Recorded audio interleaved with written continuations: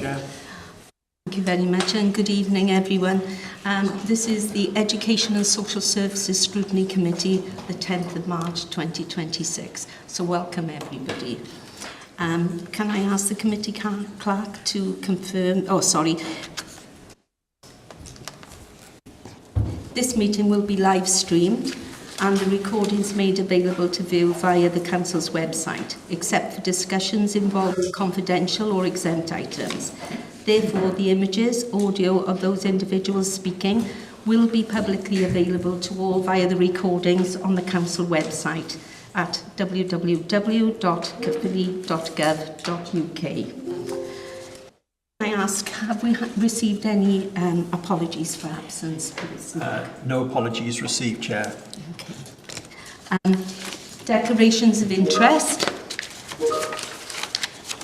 Councillors and officers are reminded of their personal responsibility to declare any personal and or prejudicial interest. We have a feedback here. I'll start again.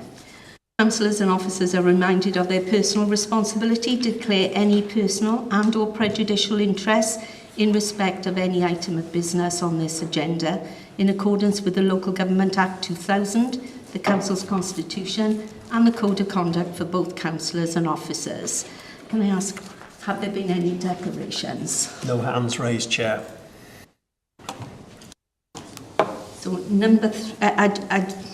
agenda item 3, to approve and sign the following minutes of the Educational and Social Services Scrutiny Committee held on the 27th of January 2026. Can we just check each page for accuracy, please? Page 1, page 2, page 3, 4, page 5, page 6. Could I have a mover and a seconder, please? Mover, Chair. Thank you, Councillor Mansell, Dave. Can I have a seconder, please? Anyone online would like to second? I'll second. Thank you very much, Councillor Heron. Okay, so we'll move to the vote. No. On your screens.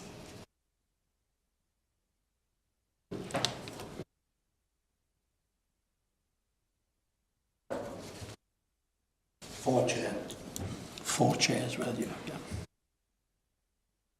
Yeah, that's been carried then, Chair. 15 votes for, including 2 verbal in the room, and 1 abstention. No votes against. That's carried. Lovely, thank you very much. Agenda item 4, consideration of any matter referred to this committee in accordance with the call-in procedure. Can I ask, Mark, has there been any? No matters have been called in for this meeting, Chair. Thank you.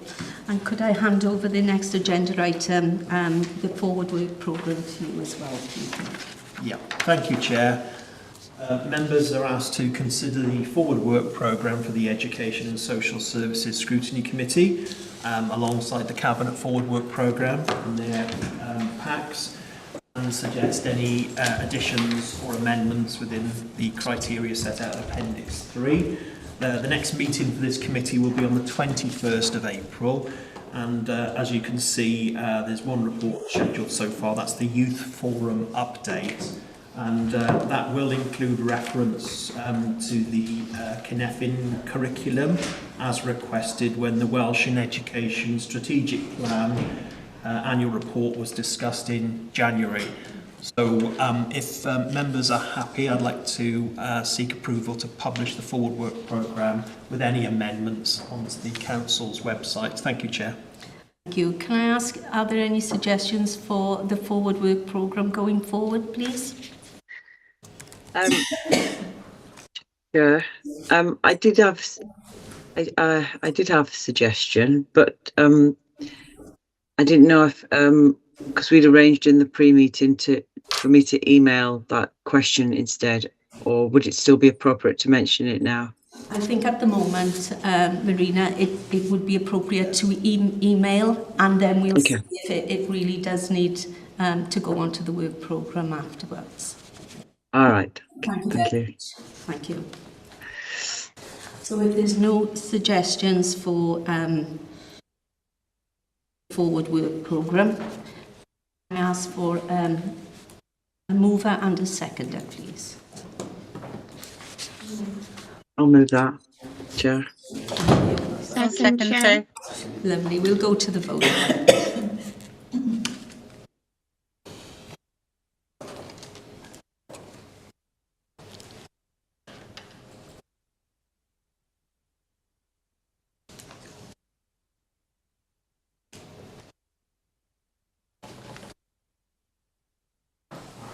That's been carried, Chair. 15 votes for, no votes against and 1 abstention. 4 for me, Chair, yeah. 16 votes for, 1 verbal vote. Thank you, Councillor Powell. Thank you. So we go on to agenda item 6, update on NEETs reduction activities. So that's not in education and employment or training for anyone listening in. Can I ask Carol Andrews to introduce, she's Cabinet Member for Education and Communities, and to introduce also we have Paul O'Neill, our Senior Youth Officer, here today. Good evening and thank you, Chair. So the purpose of this report is to provide an update and a contextual overview of progress in reducing the number of young people who are not in education, employment or training, known as NEETs. Youth Service leads the Council's engagement and progression frame with coordinated work across different agencies to reduce the number of young people who are NEET. This report provides an update on current activity ahead of the formal release of the 24-25 performance results, and you can see from this that officers work very hard in trying to reduce the number of NEETs the authority has. So the recommendations in 3.1 ask members to note the content of the report, and already not mentioned, Paul is here to take any questions. Thank you. So we do have a question from Councillor Shagon Dawson first. Thanks, Chair. My first question is, is 5.14. Has cold calling been received, well received, and does it pose any risks? Shall I get an answer to that one and then carry on? Or? Yes, sir. You can ask another question after. Shall I respond? Yes, please, Paul. Yeah, thank you for the question. Cold calling, as we've called it in the report, is an essential tool for us in terms of finding out where young people are and what their status is regarding their NEET position. That is not in education, employment or training. The reason it's so important is that, as you'll probably be aware, young people change their phone numbers all the time. So just ringing them is not always an option for us. So we, in effect, track them down and we visit at home. We do have a number of protocols in terms of safety and security that oversee home visits of that sort. So, for example, when this work is done, it's done in pairs. We have a home contact arrangement where the person making the call will check in with an officer and then check out again once the call is finished. And we also have a number of emergency protocols and procedures in place should that be required. We've never actually had to actuate those procedures, I'm happy to say, but we do have a number of procedures which cover this sort of activity. But yes, cold calling, an absolutely essential tool in our arsenal of contacting NEETs. Is that all right, Councillor Shackleton? Yeah, that's brilliant. Thank you. Can I ask my next question? Certainly. 5.18. I'd just like to say well done for being the highest performing in that.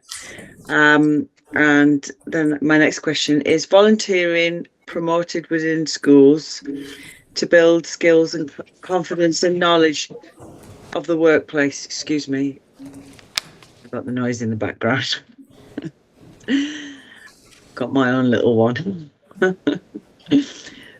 That's 5.18. Did you hear the question? Yes.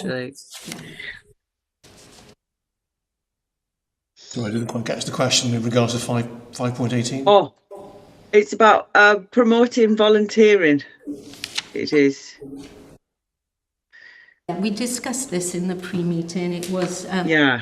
people encouraged to volunteer, to do volunteer work. To build skills and knowledge so that they become more confident about being in the workplace. Certainly,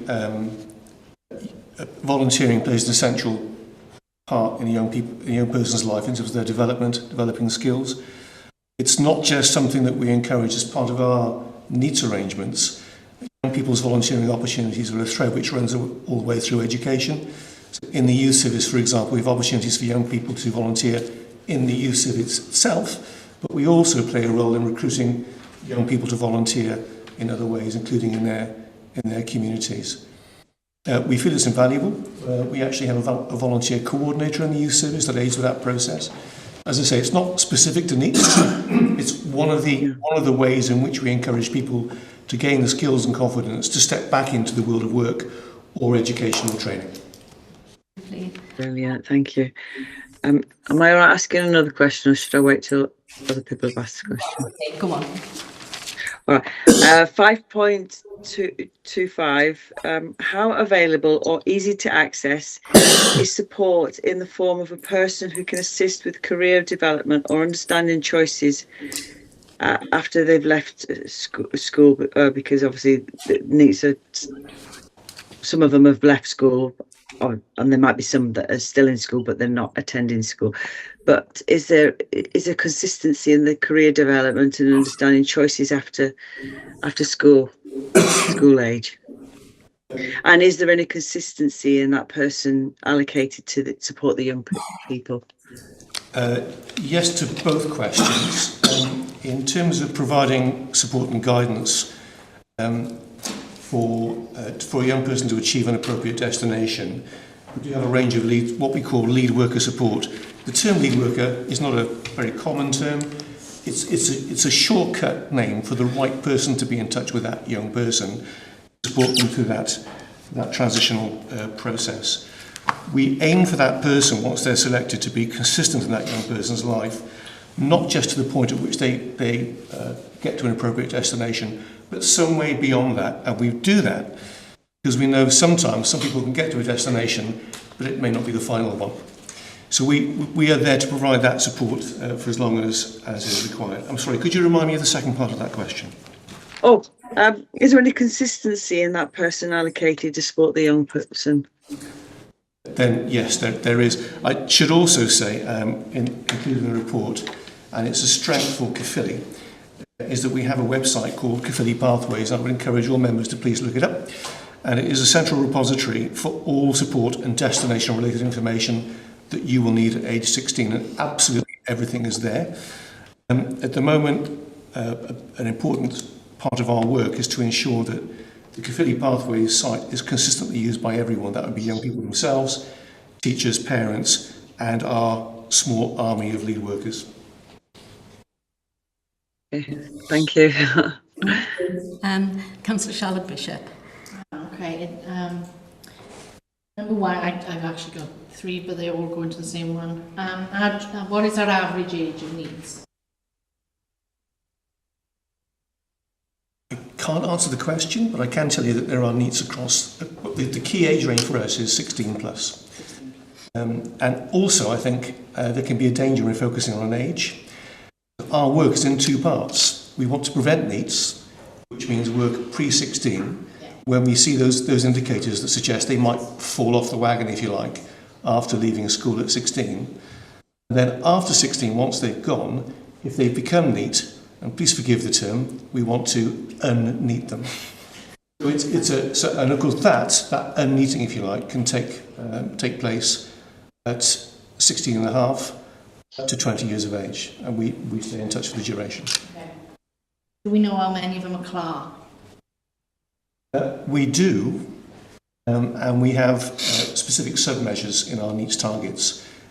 One of them being that we aim to have all CLAR young people not neated within our arrangements. Okay. Last one then. Post-COVID, I've noticed that we have got multi-agency frameworks in place, but we need more, I feel, we need more of a preventative approach because obviously it is going back after now, isn't it? Are we considering to reduce young people at risk of NEET? Do we use a multi-agency frame approach, and how do you use that? Is it on an individual child-centred approach, or is it as a group approach? A little of all those things. The multi-agency nature is what we call, and forgive me, it's a bit of a mouthful, it's the Youth Engagement and Progression Framework, or YEPF to give its acronym. But what we all call that is our needs arrangements. And the framework bit of that is the bit that describes the partnership. And we have up to 60, that's 60 agencies, both internal to Caerphilly and externally, that assist with that. So it's truly multi-agency. And membership of that framework would include the youth service. Obviously, we're responsible for this, and all our sections. There would be CAMS, there would be apprenticeship agencies, training providers, colleges. So many agencies are involved Youth Justice? in the process. Youth Justice, Youth YOS are there and attend all of our meetings.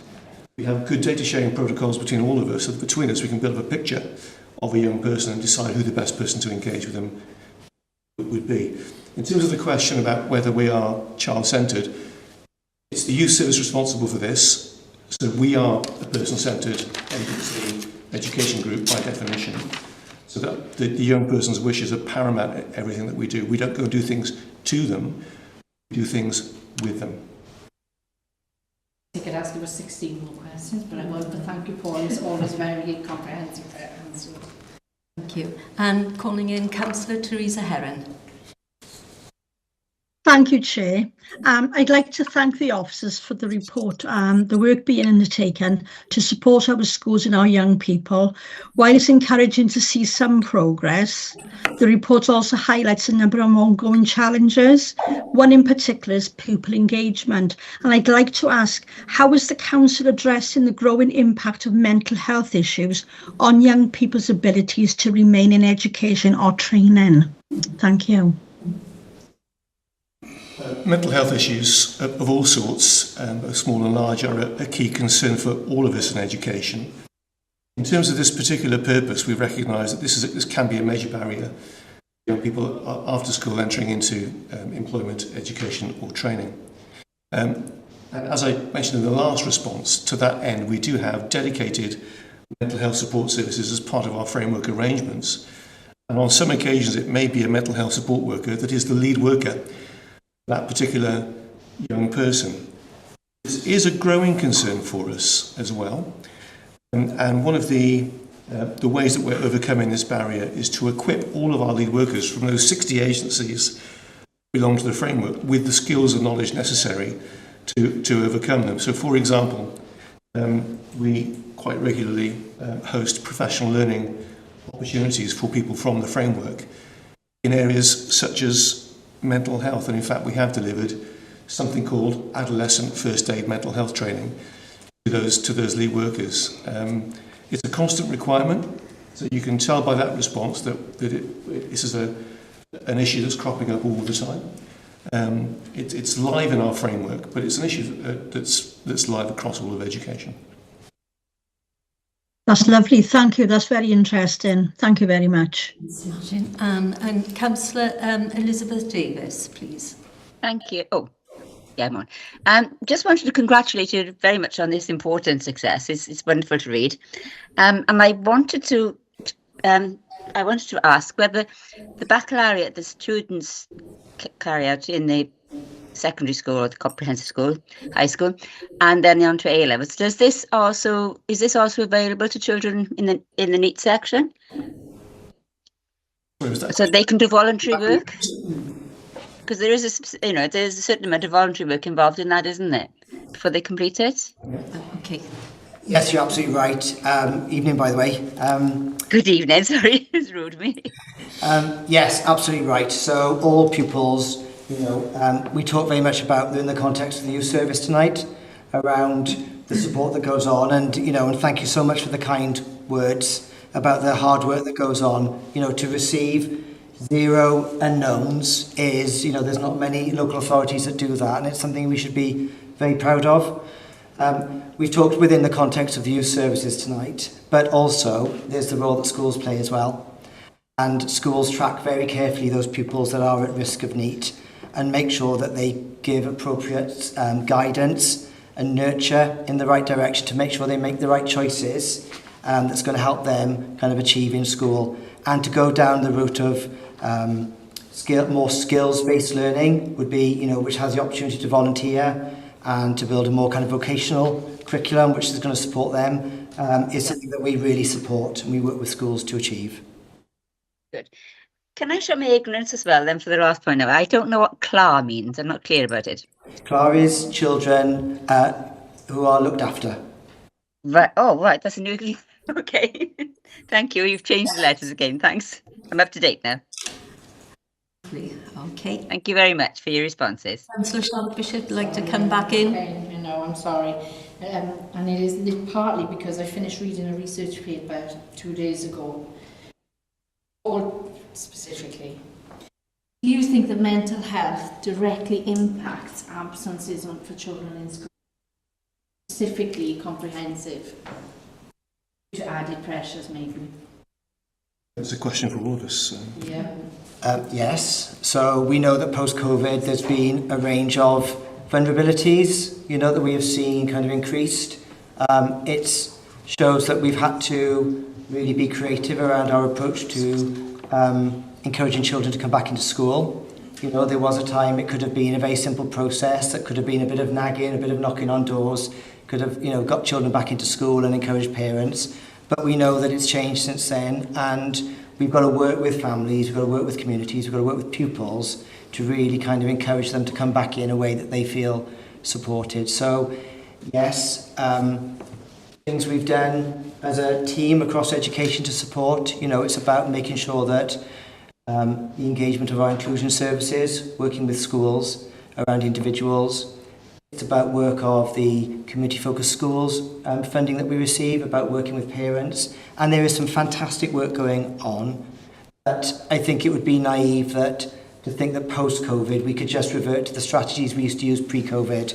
We've got to continue to adapt and innovate in terms of our practice. Thank you. Councillor Patricia Cook, please. I hope I'm on the right agenda item here. I just wanted to ask, is there an explanation for the delay in opening the new Centre for Vulnerable Learners, please? Because it was due to open 2 years ago and we haven't really, you know, it's far from being finished now. I just wondered if there was a likely explanation. Councillor Cook, we have put your question down, but for another agenda item. Okay. It's for the budget monitoring, it is. Right. I think, Chair, is for the, you know what that's... Let me see. It's mentioned in the budget monitoring report. This is mentioned in the budget monitoring report. Okay. Can I say, firstly, I wish to thank you for all the work that you carry out with these young people. And it is very reassuring that we were able to confirm the destination of every young person by the 31st of October for the last 3 years. That's quite incredible, I think. And the work that you do is also incredible, I have to say. But it must be difficult trying to liaise with 60 different kinds of organisations. How do you manage that, Paul? Well, quite easily, because I don't. At this point, I really need to pay tribute to our Youth Engagement Coordinator, Mr. John Poyner, that some of you will know, who really is our Needs Finder General. He tracks them down wherever they are, and he has a unique set of contacts across the authority that he exploits to best effect to not only discover where young people are, but why they've fallen through the net and how we can best sort that out. And it's John who coordinates all those agencies to best effect. I've been to several open days there with John Poyner, and they're really very interesting, I have to say, with the amount of companies and contacts that he brings in. Lovely. So if there are no further questions, oh, sorry, Councillor Colin Gordon. You'll have to bear with me a second because my laptop is it's updating. They went to 100%, now it's gone back to zero. So I was looking at the one chart where it says about the children, there was figures, and then there were 3 zeros for children we're not aware of. Can you explain how we're not aware of where some children are? It's actually the reverse. So those zeros show that there are no young people whose status we don't know about. And in terms of All Wales performance, we're only one of 2 authorities who can say that with any accuracy. So I was referencing John Poyner's work just now and his work with the 60 participating agencies. They leave no stone unturned to find out what a young person's status is so they can go in and sort it out if necessary. 20 other local authorities in Wales cannot do that. And therefore there is some question at the end of each reporting year about the accuracy of their results. In Caerphilly's case, there is no question about the accuracy. We know the status of everybody. The 0 means there is no one that we don't know about. So that's the reference to the zeros in the. Because it says unknown status at the. Oh, I mean, when I say unknown status, it says 0. Are we certain, you know, that's what it, because the 2 figures before the 3 zeros, there was quite a few. Well, that means previous to that 3-year period. And those figures. Previous to that 3-year period, there would have been a few young people who we could not accurately say this is where they are now and this is their situation. The last few years, we've improved our identification methods and we've recruited more of those groups to the cause, if you like, in our framework. We have good data sharing protocols in place, which means we can now accurately say that there is no one that we don't know about. So there is no young person whose status is in question in Caerphilly. We know exactly what the situation is. And of course, if you have that information, you can then act on it. I think Councillor Bishop, she asked a question about the age group. Up to what age group is that then? I'm not quite sure really, but is it up to an age group? Yeah, we actually start before they leave school. So we start in secondary school. We ramp up our arrangements during year 10. Those arrangements become more intense during year 11. And then up to the age of 18 and sometimes 19, we maintain support, even though by that time they will have left school years ago, to make sure that they have a destination. With some young people, they do bounce around. So, for example, we might successfully locate a destination with them after school. They go there, they try it out, it doesn't work out because of various factors. We maintain support to make sure that the next time they have a go at things, that they succeed. And we're there all the way through until they secure a more permanent destination. At the moment, our capacity means that we tail off our contact around the age of 18 or 19.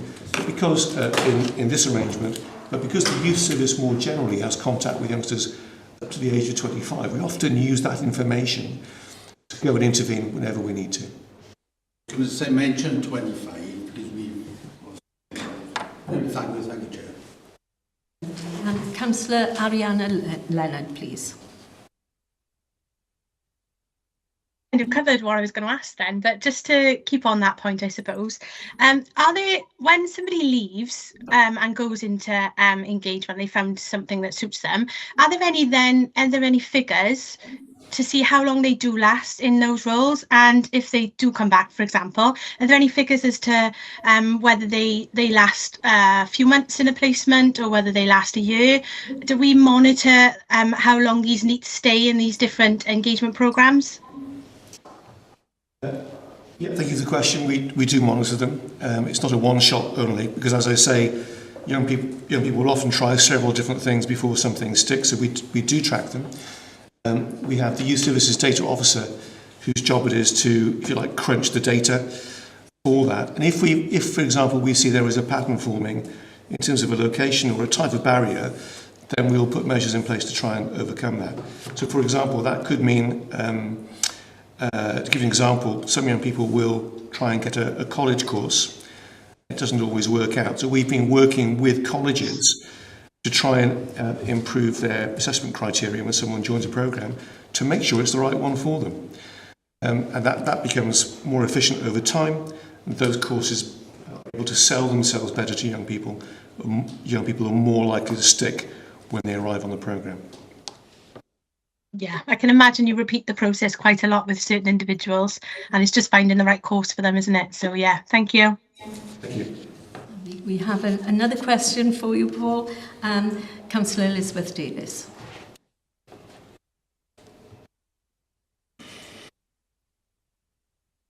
You're on silent, Elizabeth. Sorry. This question is partly because of my own ignorance. Does this information include children who are excluded from high school? Or is that not part of this, what we're looking at here? It includes all young people. Right. So, for example, if they're on the school roll, we engage with them. If they're not in school, we engage with them. And that's when our ability to visit them at home really comes into its own. Also, the framework arrangements we have are year-round. They're not limited to school term times. So we can direct lead workers to engage with young people in the day, in the evening, at weekends and during school holidays. So actually their school status is not particularly relevant to our ability to contact them. If they're a young person and they need to have a conversation to steer in the right direction, we can obtain access. Yeah, I just wondered if we knew where they were when they weren't, if they're excluded, if we knew where they were going to be. But obviously you do. We do. Yeah, great, thank you. Thank you. Thank you very much for all your answers there as well. Well, the recommendations are on page 21 of your packs at 3.1. Members are asked to consider the content of the report, which we have done this evening. So I thank you very much for that comprehensive report as well. Thank you very much. Thank you, Chair.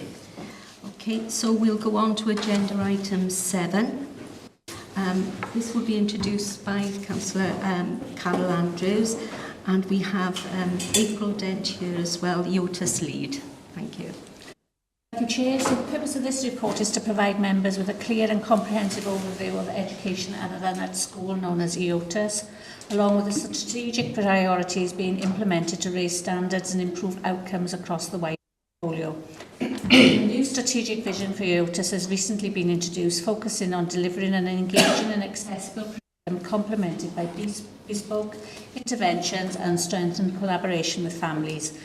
Early indicators show that this approach is beginning to have a positive impact, with an increasing number of Year 11 learners accessing a wide range of vocational qualifications, alongside reductions in exclusions and improvements in overall attendance. The refresh strategy aligns closely with the ongoing development of the Centre for Skills and Learning, the CSL, which is expected to further enhance and expand the offer available to pupils, providing stronger pathways into further education, training and employment. The recommendation in 3.1 asks members to note the contents of this report, and you've already mentioned April with us to answer any questions. Well, we have a first question from Councillor Liz Aldworth, please. Thank you, Chair. With regard to the IOTA settings, can you tell me where is the hive? The hive is based in the centre of Caerphilly, so just up from Ysgol Castell Primary School and on one of the side streets. Right. With these different settings, locations, do we pick up the cost of travel for these students, please? We would pick up the cost of transportation for children into each of the settings. Thank you. So how many children do you reckon we have then when these settings are filled? At the moment, our numbers are, so within the hive, we have a capacity of 18. In Tigilfach PRU, we have a capacity of 40. In the primary age PRU in Glananant, a capacity of 18. And then Innovate, we have a capacity of 32. Right. That's lovely. Thank you very much for that. We have a question from Councillor Marina Shackendorsen.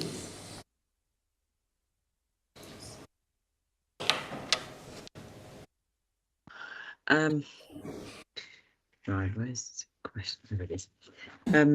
My question, Chair, is for point 5.4, agenda item 7. What strategies have been put in place to strengthen leadership, rigour and self-evaluation and reflection, and how well have they been embedded? Sorry, Paul. Can I ask that one? Yeah, so we've had a real fresh look at EOTUS over the last few years because we recognise that this is an area that we've absolutely got to get right. They are our most vulnerable set of children, and in the context of we were just talking about those pupils that are at risk of NEET, we know that that EOTUS are a particular group that would be at risk of NEET at the point they leave school. Okay, so we've really refreshed and we've looked at what kind of systems and structure do we need to have in place.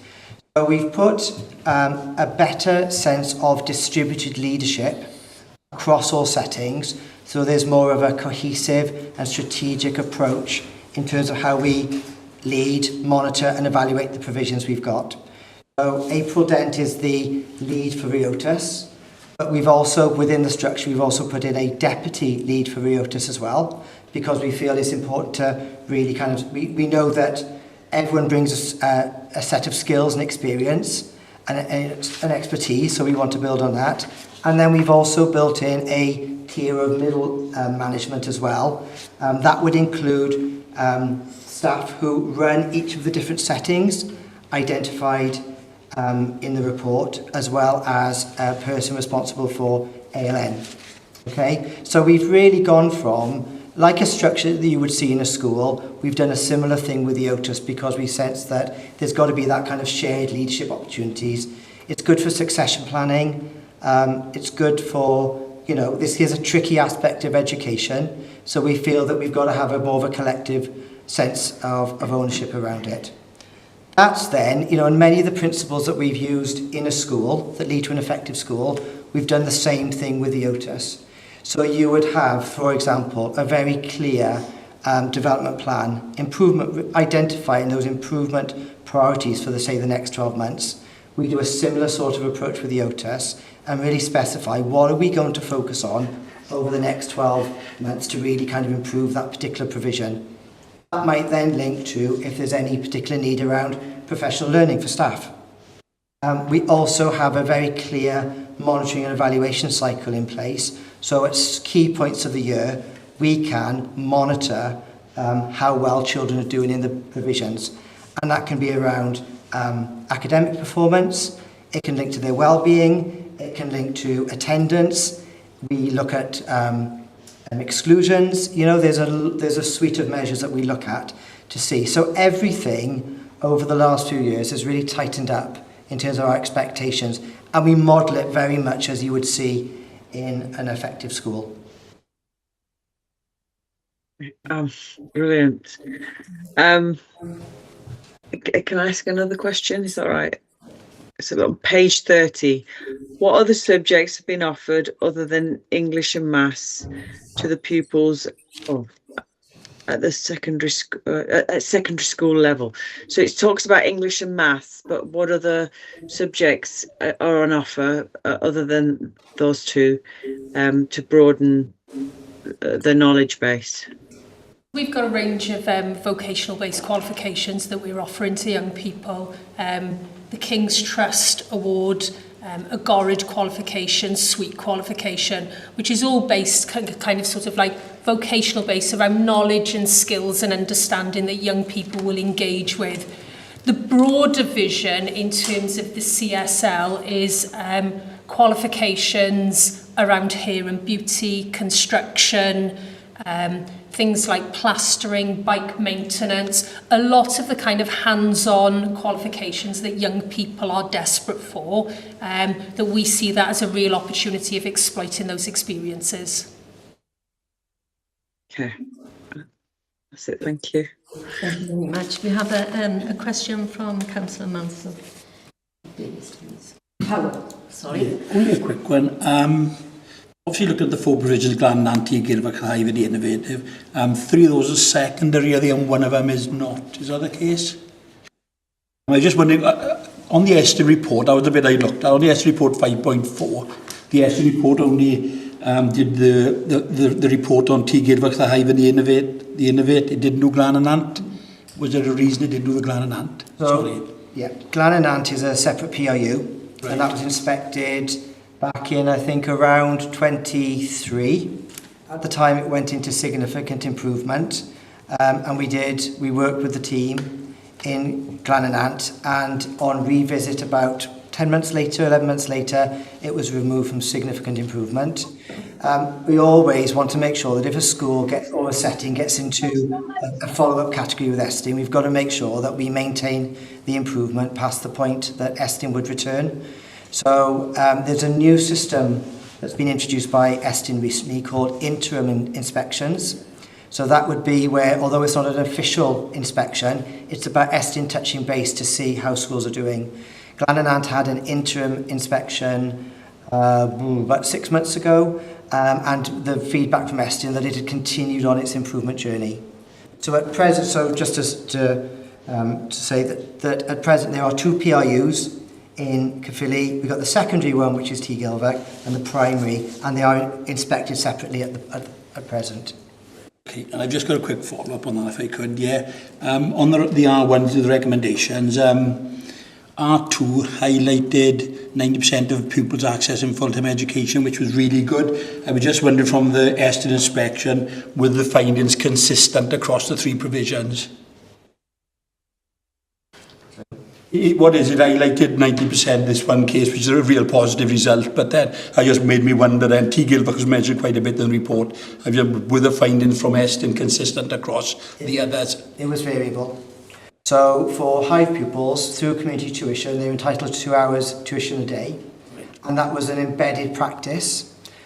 Innovate, which is part of our youth provision, there is fantastic practice that has been going on in Innovate for a very long time, and the attendance, the engagements of pupils has always been strong. It was in T. Gilfach specifically where the attendance was less than desired.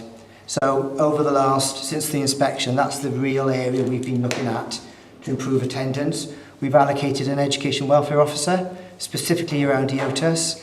I know April's done a lot of really good work with her team around re-looking at processes, practices, engaging with parents, expectations, and as a result of the work in T. Gilfach, that is starting to come in line with the attendance levels that we've seen in the Hive and Innovate. Yeah, thanks for that. That's great. Thank you. Lovely. Councillor Charlotte Bishop, please. Sorry, I've got 3 again. Curriculum development, your vocational pathways. I know they're up to Key Stage 4, right? Yeah. Do we have significant qualified staff and specialists to deliver these effectively? Are we looking to increase our vocational pathways with more staff and more courses or not? Yeah, we're actually going through a round of recruitment currently. So we're looking, and we've cast the net really far and wide, so we've had really good responses in terms of recruitment. So we're always looking at getting the best practitioners who can actually come in and offer us something as well. So we have got things like maths.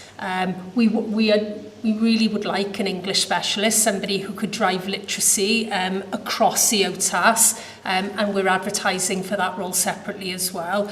So there's lots of plans afoot to improve and to add to our current team.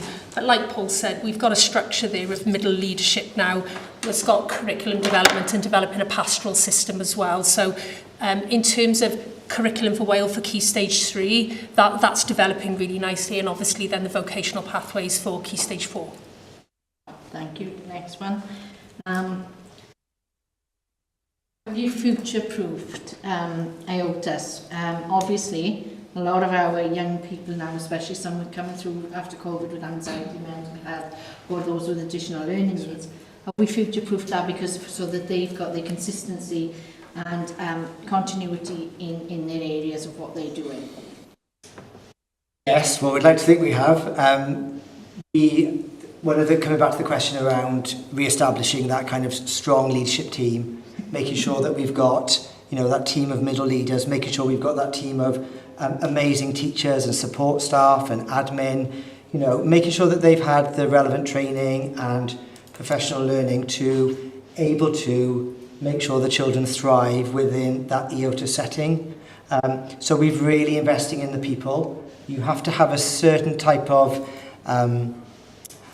desire to work in a pupil referral unit because it's tough. It's very difficult, you know, but it's incredibly rewarding when children that could be neat end up achieving an accreditation that leads them onto that apprenticeship or that experience.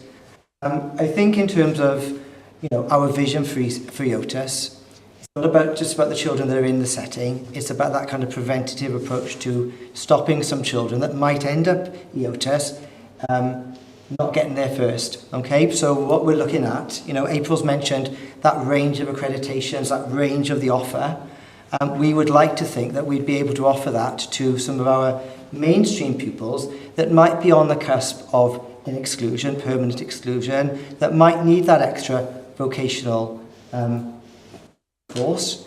Our schools do a great job in really aiming to provide that breadth of offer, okay? But obviously there are sometimes things, not everything can be offered in every school. But say, for example, we are offering support around construction. We want to be able to say to schools, well, look, we have some places available. Are there any pupils that would benefit from that? We tried a pilot study last summer. It was hair and beauty, wasn't it? Yeah, hair and beauty and a digital qualification. And we invited some children from, it was Bedwas High, it was Islwyn, and it was Cwmrymni to take part in the pilot study. And the feedback we've had from the schools has been fantastic. You know, just having that opportunity to come in and work on something a little bit different within their curriculum they might normally access has really kind of remotivated them. And it stopped that kind of spiral that they might be going down, which might lead to a permanent exclusion and disengagement from their learning. So I think moving forward, we've obviously got to, you know, we know that there is work to be done within our EOTA settings at the moment. We are, T. Gilbert, the secondary setting is in a category, but we're really pleased at the progress. We've got to make sure that is absolutely sorted, but then moving on from that, we are looking at that more preventative approach, working alongside our colleagues in mainstream to see what that support for those pupils could also be.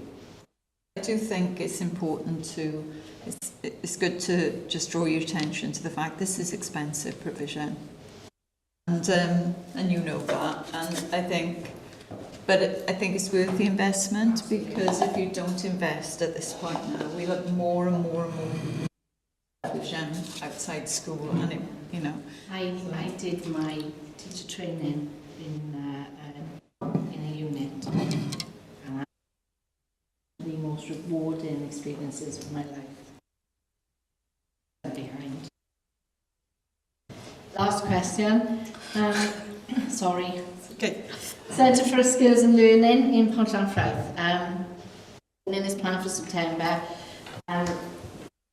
Hopefully, is the project on track, and what plans are in place for transition? At the moment, I think the kind of sort of like date that we've been given is the end of May. I think we would like to get the children across and settled as quick as possible. We envisage lots of teething problems. Some of our young people and their level of vulnerability change is massive.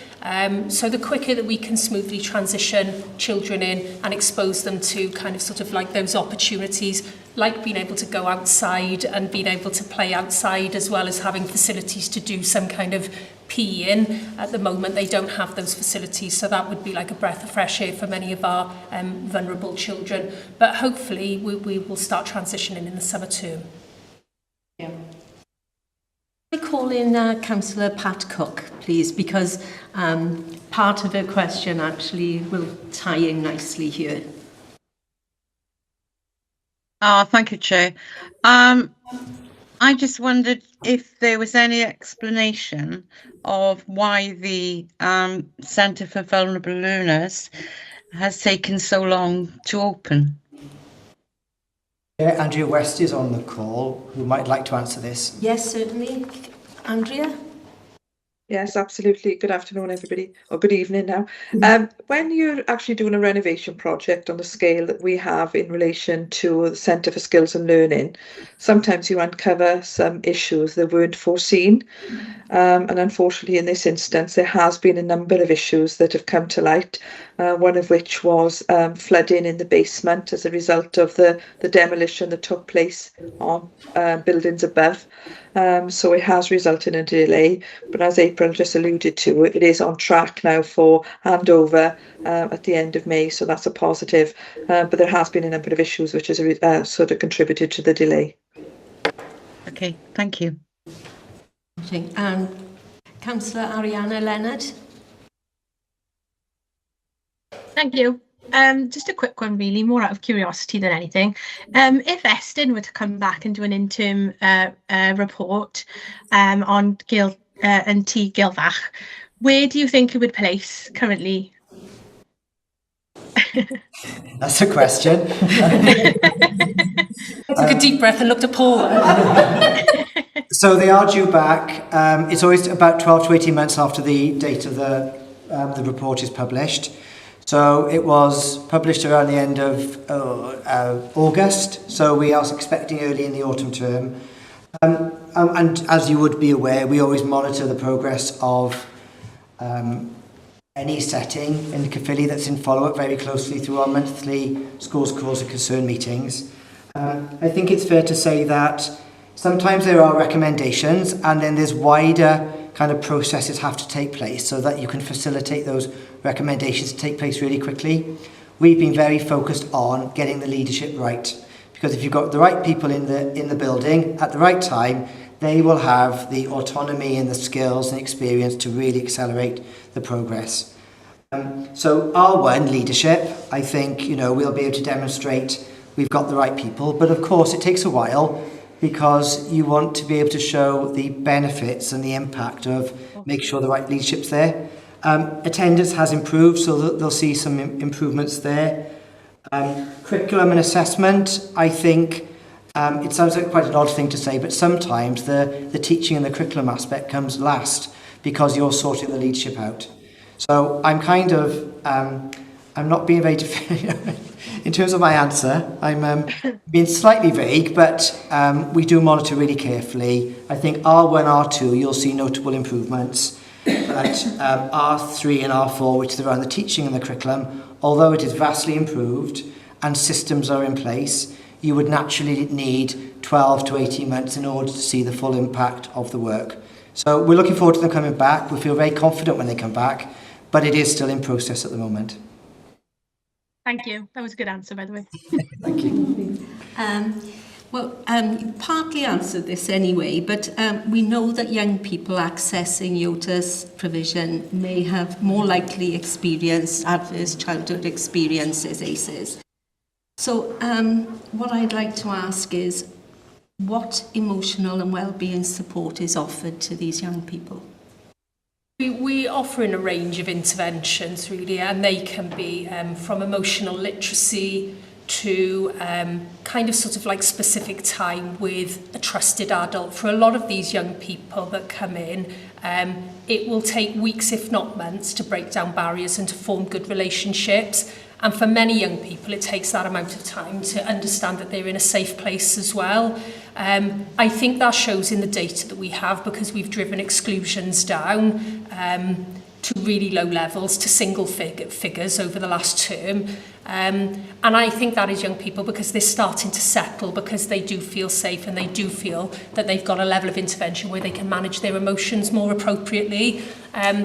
It's safe to say that there's still outbursts and there are still children that kind of struggle on a day-to-day basis. But like Paul said, I think we are getting more and more kind of sort of like well-qualified people in, but also that we upskill the people that we have within the setting as well. So we've recently had 4 TAs out on emotional literacy training. We've got people who are precision trained that can help children with their handwriting.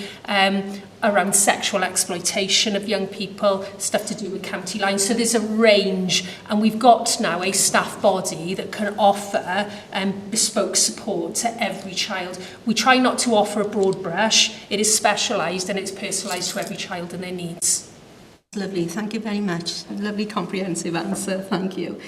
Well, there are no more hands up for questions. I was sorry. From last night. It's okay. Okay, if I... yes, of course. I got to be honest, I'm really disappointed with this report because it doesn't cover everything as far as the autis is concerned. I mean, you've talked about 3 or 4 establishments here, but they are educational settings. They are children, all right, not mainstream school, but they are in educational settings. And you don't talk about GCSEs. In fact, you call TGIV like you full-time education. You know, when you're talking about the attendance rates, 90%. What about children that are educated at home or children we don't? I mean, I've asked this question, I think 14 years ago. I think I asked for this report and that's what I meant. I mean, that had been totally ignored. To me, this is not in the autis report. Because if you want to say it, I mean, put an M in it so you say mainstream, you know, other than mainstream school. Where are the children who are educated at home? What monitoring of them have we got? I mean, I don't want to mention, I know Kerry's going to answer me because she answers me all the time. But I mean, there was a young lad, I will mention it again, a number of years ago, who nobody knew nothing about and he died. He had scurvy, a disease or something, one was on ships back in the 16th, 17th century. I mean, how were these people monitored? If they are monitored. Okay, so I think it's important just to run the definitions because, you know, we need to be clear on the definitions. I understand completely what you mean, and sometimes the definitions can be misleading. But in this regard, EOTIS means children who are not educated in mainstream schools. Okay, so that's what we've talked about. When we talk about other groups that are also outside school, we're talking about elective home education. We've talked about this before, we don't like it. Right? We don't like the fact that parents can just choose to take children out of full-time education. We are not allowed, we don't have any rights to barge into the homes or check physically on children unless we've got particular concerns. We do have to sign off an appropriate education. But that's quite difficult to do because we haven't got a right to see the child or see their work or anything like that. So it's not satisfactory to us. And that's why as a service, you've had reports on it, we work incredibly hard. We've got 400 children in that position now. We used to have around 50. It's a growing pattern. And it's a pattern I don't like. It's a pattern Education SLT don't like because when we don't see children, we can't be confident about their safety, and that's exactly what happened to the case you're alluding to. So we do as much as we can. Earlier today, we've been in a meeting talking about, well, what are our powers? What is the threshold for alerting the police or anything else? But we don't have specific concerns, so we've got to be very careful in the way that we do that. So that's elective home education. We have a full-time officer working with those families, encouraging them back into schools, and there is a return rate. There is definitely a return rate, and for most of those children, we do have sight of them, and we do liaise with the families and offer support. And there are very genuine cases where parents make a very conscious decision to take their children out for various reasons and do a really good job. We have that as well. The other group of pupils, who I think we've talked about these before, were children who were not attending full-time school, but were having tutors through agencies and didn't have much contact with school and other children. We changed that last year, if you remember. We took a report through Cabinet, and instead of spending the money we had on agency tutors, going out to homes and seeing or not seeing the children, we withdrew that and gave the money up to schools and transferred the responsibility to the schools. So now, if there's a child unable to go to school because they're anxious or because they're ill, the school will now take responsibility for that, and we'll keep in touch with that child. We'll go out to the home and see that child. So there's a much greater chance of that child returning to school. And if you think about Cwmrymni, it's very difficult for us to offer that tuition in Welsh. Now, Cymru have taken control of that and are doing a good job. And they also use that money for preventative work as well. So children who look like they're becoming vulnerable in that way, so invest in time with them. So those are the other two groups that are not covered by what we've talked about tonight. It's certainly, they've certainly registered with us. We talk about those children.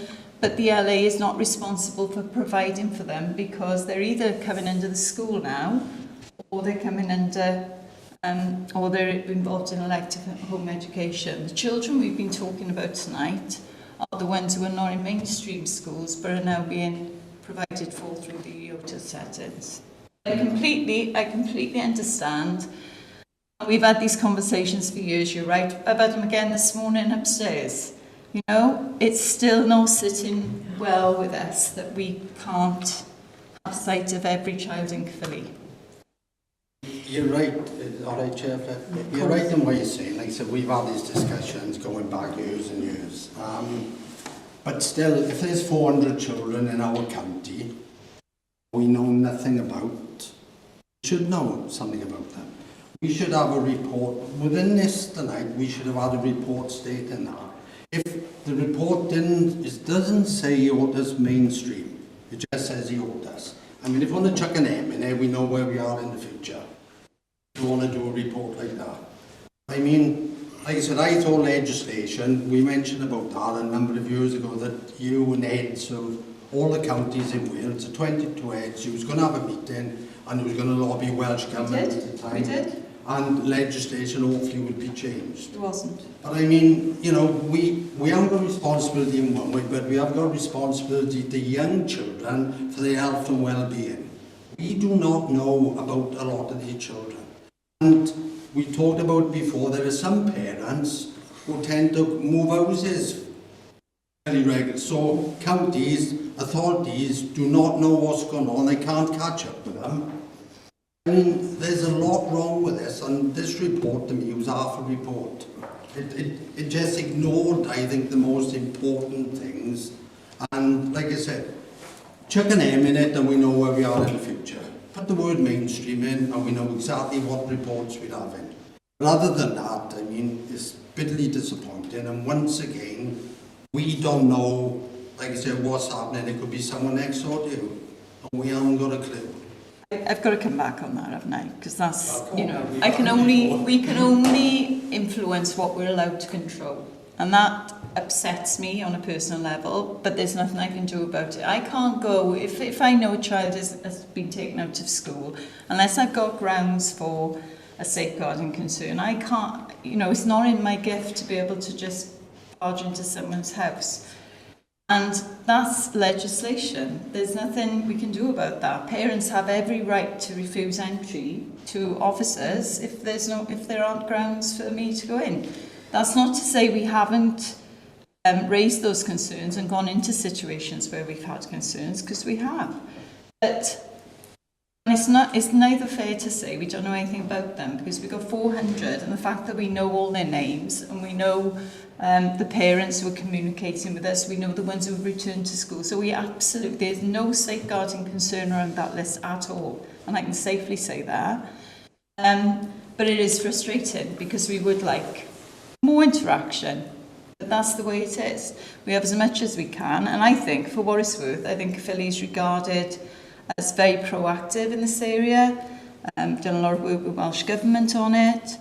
But we did bring a report, and it's not long ago, but we could bring another report on that area specifically, and then you could have the officers who do those visits and interact with those families, and you'd have a really good debate around that.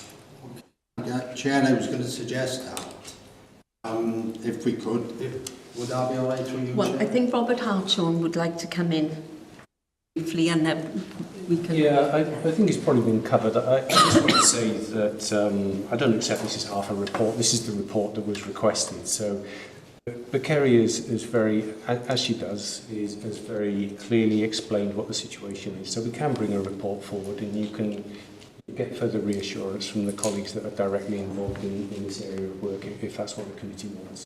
I'd love to come. they would really welcome the opportunity. Then yes, please, yeah. You know, I think all of us feel that, you know, some children may be neglected, but we don't know the situation. They may be well cared for at home, doing their work, you know, being educated at home, but we don't know, and I think that's the main thing, isn't it? We do the welfare checks, though. We are allowed to do a welfare check periodically, and those are done. But I think for the detail, that report will be really helpful, because it'll put your mind at rest, I'm sure. Is that on the forward work programme? Yes. Can I just add to the report? I know it's not my turn, sorry. Can I just add, can we have a wish list of the officers who go out of what exactly they would like to see in legislation? Be their personal view. Fine by me, but you can ask them in the meeting. But yeah, I mean, you know, anyone involved in education, that's why we speak about attendance so much, isn't it? Because unless the children attend school, you can't influence, can you? But I also respect the fact that parents are not acting outside the law. They are, you know, doing something that they've been invited to do, and there are sometimes very good reasons for that as well. We have a question from Marina Chapman-Dawson. Well, it was just to understand the numbers. How many do we know the numbers of young people that are educated at home? Yes, 400 at the moment. 400 is it? Yes, Oh. on 366 last summer. You can tell I've been talking about it this morning. And we're currently at 400. Can I just to put that into perspective, though? We are not yet at the Welsh average. So there are 22 local authorities. We're not at, you know, we're under 11. I think we're 12th or 13th. And for our level of deprivation, again, that means that we're in an unexpectedly good position, better position. It's not a good position, better position. So there are many authorities who are everyone's talking about this because the numbers are rising. People think it's to do with maybe the punitive measures around attendance, that where LAs take a firm line, you know, the easy answer might be, well, I'll keep my child at home then. But there is definitely a trend in Wales of rising figures, and some of the rises are exponential. Could I make a suggestion as well with the report to understand exactly what supports how these are supported, parents are supported? Yeah, that will be in the report. Yeah. Brilliant, thank you. Thank you. Well, I thank everyone for their contributions here on this report, and the recommendations are on page 27 of your packs, 3.1, and the members are asked to consider the contents of the report, and as we've done that today, thank you very much. We'll move on now to agenda item 8, schools causing concern, and we have Andrews to introduce, and we have Sally Speedy, a Principal Core Advisor. Thank you. Thank you, Chair. So the purpose of this report is to provide members with an update on the impact of the support delivered to schools causing concern and the progress made by the schools identified within this category. Welsh Government Schools Causing Concern statutory guidance for schools and local authorities outlines the legislative requirements for intervening in schools causing concern. It sets out the criteria used to identify these schools, the statutory powers available to both the local authority and Welsh Government, and the protocols for working with schools once identified. It is comprehensive guidance for identifying schools causing concern, and the criteria is outlined in the report. Over the last 12 months, 4 schools have been identified as schools causing concern, having each been placed in an ESTIN follow-up category. As a consequence of this designation, all 4 schools received intensive levels of targeted support. Through close collaboration with school leaders, the provision of tailored and balanced support and robust monitoring of progress against the ESTIN recommendations, all 4 schools have now successfully exited their respective follow-up categories. Consequently, none are currently identified as schools causing concern. Recommendation in 3.1 asks members to note the impact of the strategies implemented to support schools causing concern and the progress these schools have made, and to provide members with the opportunity to ask questions, seek further clarification and offer their views. Thank you. Thank you very much. We have first question from Councillor Mansell-Power, please. Thanks for that, yeah. I looked at 2.2 on this one, the guidance for identifying the SEC schools. There were 6 points within 2.2, and the one that stood out was the standard performance of pupils at the school are unacceptably low. 2.3 states saying we had 4 schools identified, and 2.4 says now all schools have been removed within a 12-month. And I was just wondering, is a 12-month really enough time? I just wanted to know how you felt about that. Because if we look at the point 1 on 2.2, you're talking about performance. You're talking about one academic year in measuring the data maybe. And I was just wondering what the follow-up would be, because we're going to have a spike in the data, we're going to improve short-term, hit the results, and the following we get back to normal. And it just seemed, you know, when you look at 2.2, the 6 point listed were all quite big issues really. And to be on it and off it within a year. I just wondering, were there any follow-ups after the removal after a year? I think that the schools that we'd identified last year as schools causing concern were schools that were in an ESTIN follow-up category, so they'd been inspected and either placed in ESTIN review, significant improvement or special measures, and removing them from that category after a year, ESTIN has deemed them to make sufficient progress. And whilst not everything might be quite where schools want it to be, ESTIN can see that the schools got robust systems in place to continue that journey, and also that they have a good model for improvement that they can implement to improve other aspects of their performance. So it's ESTIN that take them out of that sort of follow-up category, but also we do not leave those schools then as a local authority. We continue to work with them as part of our universal provision. They've got a school partner that works with them. We keep in touch with them as well, and we just make sure that where necessary we continue that enhanced support, so that we don't, when they're removed from that category and they're no longer under the schools causing concern statutory guidance from Welsh Government, then we continue to work with them anyway and just make sure that we don't want the situation where schools go into an ESTIN category and a few years later they go back. And that those are schools that we would keep very closely under review, because that's not something as an LA that we want to happen. Yeah, that was good. Just a follow-up, that's fine, thank you. Yeah. Councillor Marina Shackon-Dawson, please. Thanks, Chair.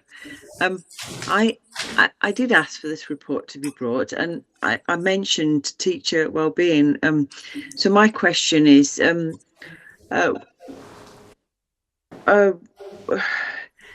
what evidence is there demonstrating teacher competence and wellbeing concerning their positions, and how are these measured? When are they measured, and do staff come together to discuss difficulties in class? And what support mechanisms is there for them? What's the culture around admitting needs or feeling close or burnt out? I'll take that one. One of the important parts of the process is to work closely with our trade unions as well. So we do a lot of work when a school goes into a category. Before the report is published, we meet with the trade unions and we ask for their support and help. And it means that we can work closely together to reassure staff. In that situation, it's really difficult for staff. Really difficult for children and their families too, but it is very difficult for staff. Staff sometimes feel it's the end of their career, or they're never going to get promotion anymore, and there's a lot of fears and worries around it. So we go out personally to the school and meet with those staff, give them an opportunity to ask whatever they want to ask. We've done that routinely. But I think at the end of the day, what's going to increase their level of well-being is to be successful and see things moving and experience that success. So I think by working hard with the school and reassuring staff, but actually putting our foot on the gas and making things better for everyone is the answer to that, isn't it? And as miserable and depressing as it is when you go meet staff and you see they're so worried, when you go back, when they come out of those categories, you know, it's fantastic to see how positive everyone feels and how they never want to be in that situation again, you know, and it's changed the way they work. I think sometimes, always, those staff are working very, very hard. They're just working hard at the wrong things and putting their energy into the, often, you know, things that change all the time. So I think by channeling that energy, and we're talking about leadership again, aren't we? We're talking about leaders who can be positive and can really shape things for staff. So but it is a concern that we have immediately, and we do address that concern straight away. And I think over the years, the authority has developed a reputation for that care around staff. That's what unions feed back to us anyway. I think practically as well, we really are conscious that when we work with schools, obviously we support the head and we have regular meetings with the head. That's, you know, we're concerned about them and their well-being and the team. But also when we do the post-inspection action plan or any detailed plan with the school where we feel there'd be concerns, we just make sure that they are confident to measure and implement their changes and their developments in a measured way. They can't do everything at once. And we do work with them to step those developments as well, so that staff don't feel overwhelmed, staff don't feel that burnout. They feel that it's their improvements are at a pace where they feel that they can cope, and they have, as Kerry said, that success at something, and that success breeds success in the next thing that they have a look at. So we are very conscious of that when we work with schools as well. And I think, you know, the relationships that we build with schools in these situations are very strong, and I think heads will pick up the phone and you know, they will work with LA officers as well, and the staff, and so we are aware of that. We do keep an eye on that, but we are very conscious that improvements, if they're going to be sustained improvements, need to be at a pace that staff can manage so that they embed. And it's not just, yes, you want your quick wins, don't you, for staff to feel that they're making progress, but change has to be sustainable, and that's very much the focus of our work with these schools. Thank you, Chair. I just want to reiterate what Kerry said. I mean, I've been present at a lot of these schools causing concerns. I've also been present at staff meetings. And, you know, I've been as Vice Chair of Governors when that school went into special measures. So I was able to speak to staff and give them that reassurance and support, you know, and tell them that support is there from officers. Thank you. Just a quick question from me. We know what the complaints procedure is for parents going to schools, but what is the reporting system or the procedure for a member of staff if he or she believes no action has been taken to restore perhaps a breakdown in discipline, or if they believe that the head is proposing to act unreasonably under the Education Act? So there's a very clear process for staff to go down a grievance route. But what normally happens is they bring that to the attention of their trade union representative, who then comes into the LA and talks to us. But we then still have to go down the grievance route as because that's the policy, isn't it? But it comes to us informally sometimes through a union route. Or sometimes staff directly approach us and we direct and support through union. I was just making sure really that they do have a route that they can go if the circumstances needed to. That's lovely. Inspection plans seem to be very much quicker with Estin at the moment. Much quicker than in previous years. Would you agree if this is helpful to the school staff and the pupils? Very much so. I think the meetings are generally really good meetings. I think, you know, everybody's sitting around the table to try and dig beneath some of the recommendations that the schools had, so you get the nuances of those recommendations as well. And it used to be, I think, that there was a meeting and then a letter came, and if you needed to amend it, there was a further meeting. Now it's one meeting which is scheduled in, and it's all day, just looking through the recommendations, making sure that the post-inspection action plan is addressing the right things, the nuances of the inspection, and after that then generally there's some small tweaks to make, and Estin will sign it off. And I think those plans are really vital in schools improving because they're so detailed in terms of the steps and the pacing of those changes and developments that they've proved to be very successful. But Estin have certainly been supportive in that. I think that, you know, helps with the stress of the situation as well, isn't it, when it can be speedily done. So, yeah, thank you. You have another question from Councillor Shacon Dawson. Yeah. What if the schools are not highlighted by Estin? Who's there to oversee schools are being run well in between inspections, and how often are the Estin inspections? I'm going to hand this one to Paul because this is his.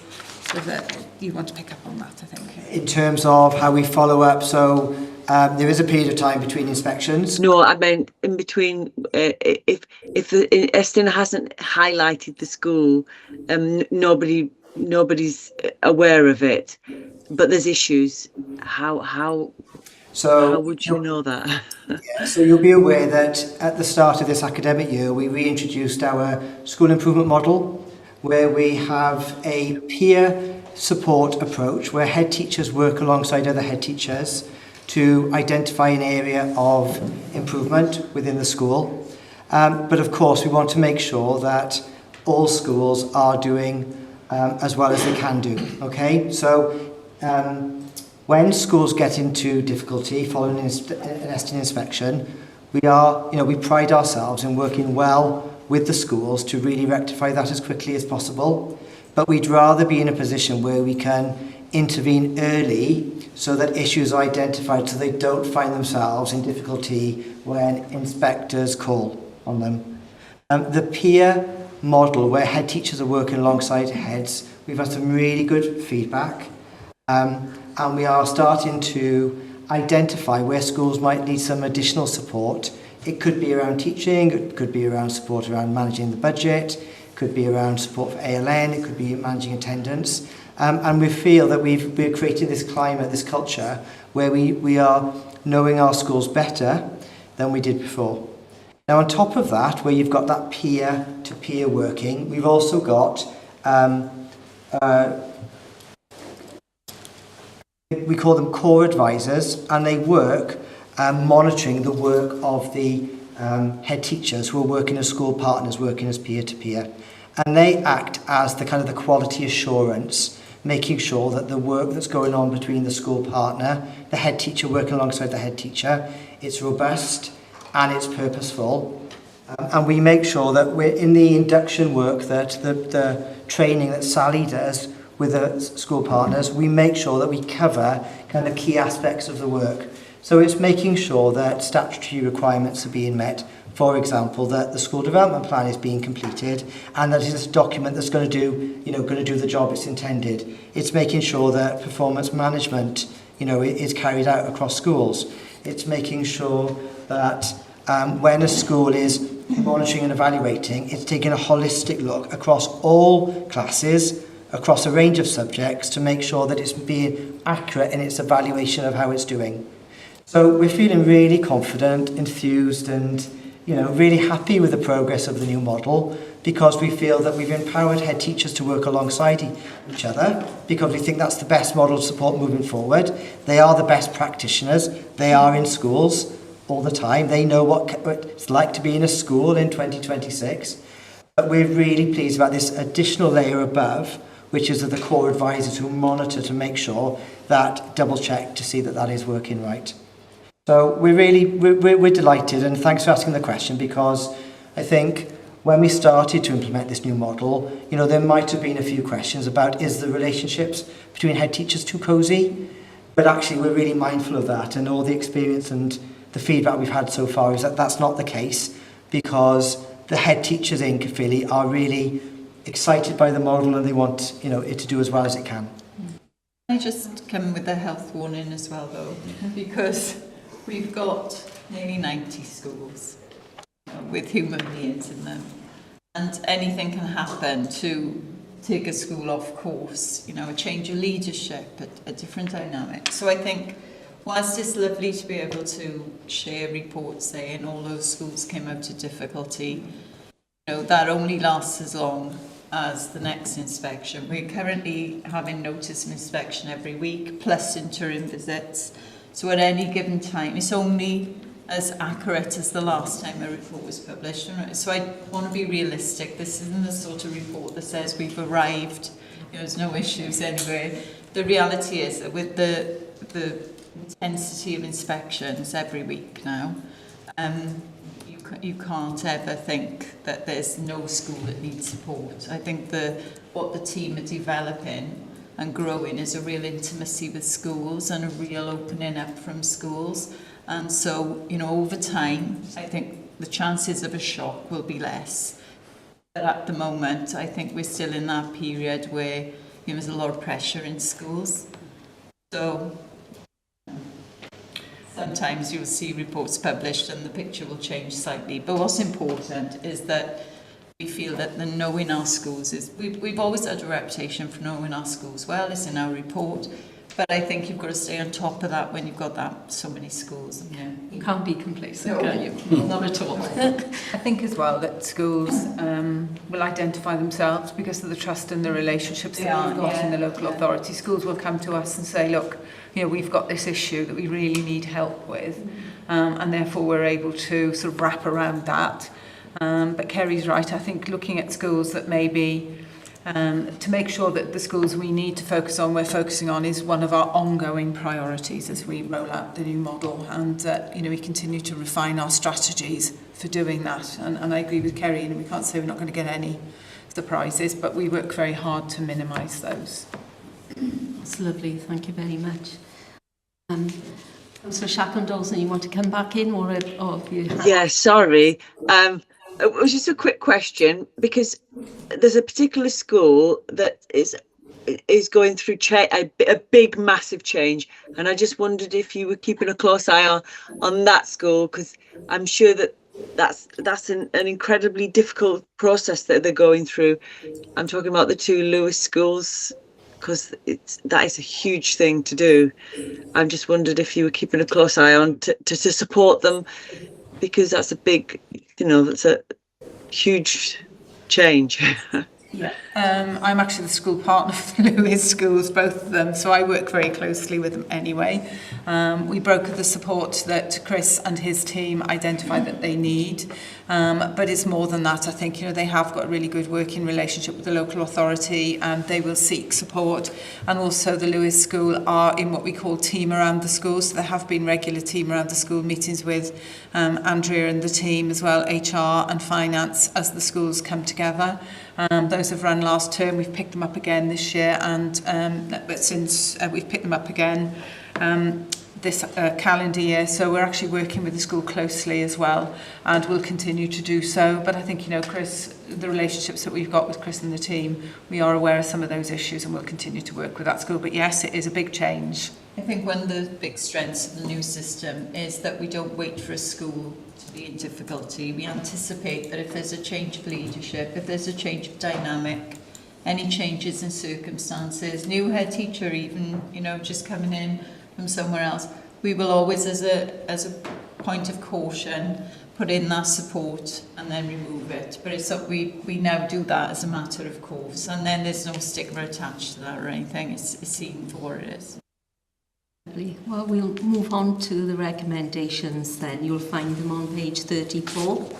And it's 3.1 is to note the impact of the strategies implemented to support schools causing concern and the progress these schools have made, and to provide members with the opportunity to ask questions, seek further clarification and offer their views, which we have done this evening. Thank you very much. We'll move swiftly on to agenda item 9. Thank you for your patience there. It's the Directorate of Education and Social Services Budget Monitoring Report 2025 to 2026. And I believe Councillor Elaine Fored will introduce. Thank you, Chair. On behalf of Councillor Carol Andrews and myself, I'd like to introduce the month 9 budget monitoring report for the Directorate of Education and Social Services. The report identifies a potential net underspend of 0.969 million across the entire portfolio, which includes a projected underspend of around 1.642 million in respect of social services, partially offset by a projected overspend of around 0.673 million in respect of education. The potential overspend for education can be attributed to the home to school transport budget, mainly due to inflationary pressures in respect of contracts for the supply of taxis and buses. The underspend for social services includes a potential underspend of 1.191 million for adult services, largely due to the increase in income generated by the success of the transformation project focused on reducing the backlogs of financial assessments. Children's services are anticipating a smaller underspend of 0.371 million, despite a vehement of 1.432 million out of the residential placement budget, along with an increase in demand for residential placements and parent and baby arrangements throughout the third quarter of the financial year. That increase in demand throughout quarter 3 serves as a reminder of how volatile cost projections can be, with a relatively small increase in the demand for high-cost care packages having a significant impact on the potential outturn position. A more detailed, sorry, Chair, I've lost the bottom of my screen. A more detailed analysis of the budget variances is provided throughout the report, and officers would be happy to answer any questions you may have. Thank you. Thank you. And we have Jane Southcombe, Financial Services Manager for Education here, and Mike Jones, Financial Services Manager for Social Services. We have a question from Councillor Marina Shackon-Dawson. Yeah, I mistook it was an actual overspend, but I will ask the question because I'm not sure when it's going to happen, but there was a tightening of the transport for the young people, because there were certain routes that were under 2 miles, and there was a mention that we were going to be stricter on the 2 mile rule. Is that happening, or is it still to happen? I can take that. So that was one of the budget proposals. One of the proposals that was submitted to Councillor with regards to reviewing the distance. So Caerphilly's distance criteria is a little bit more generous than the statutory from Welsh Government. So that was on the agenda with regards to sort of whether we would take that forward. At the moment, the decision is to not take the distant changes. No, you misunderstand. There was routes that were less than 2 miles, but they were deemed dangerous at the time, and now they're deemed safe. Okay. So that they were going to be stricter on the 2 mile rule. Okay, apologies on that one. Yes, so there was also a review with regards to our safer routes. Is that what? Yeah, the safer routes.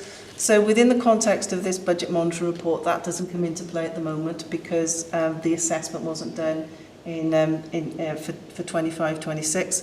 But certainly as part of the budget proposals for 26-27, you'll see that there's a savings target on their link to safer routes, and that's linked to those reviews. And my understanding is that that proposal will go forward, and there will be letters going out to families impact on that shortly, because we need to give notice to families of the change. But that doesn't come into this year's budget monitoring, it will come into the 26-27. So September, yeah. Okay, thank you. I have a quick question. It's referring to 5.2.4. Has the financial position become clearer now that the early years rising threes places have been taken up in January? Do we know?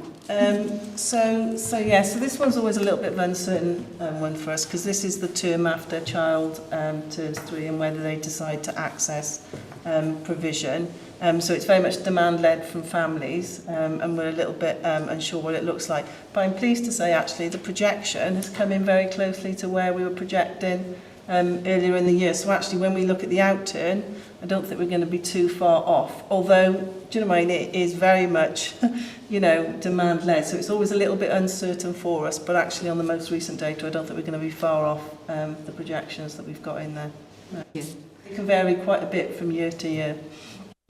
Can I ask, are there any other questions from members?